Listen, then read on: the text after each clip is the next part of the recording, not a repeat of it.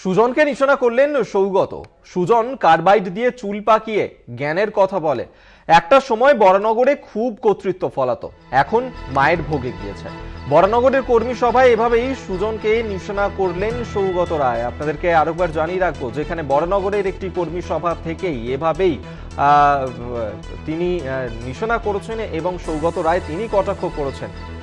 জয়ন্ত মজুমদার এই মুহূর্তে আমাদের সঙ্গে টেলিফোনে রয়েছেন, বিস্তারিত জানাবে জয়ন্ত।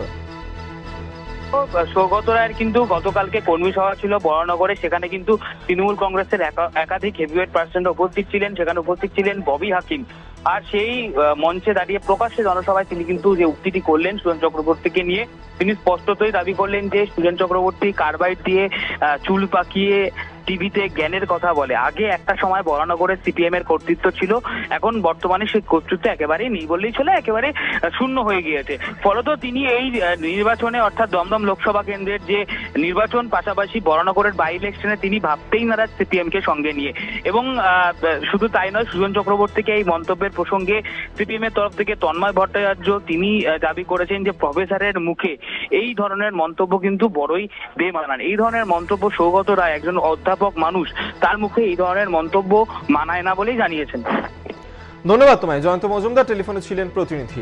আপনাদেরকে শোনাবো সৌগত রায় কি বলেছেন। সিপিএম এক সময় বরানগরে খুব কর্তৃত্ব করতো, এখন তো মায়ের ভুগে গেছে। একটা সিট ওদের অ্যাসেম্বলিতে নেই, পার্লামেন্টে নেই।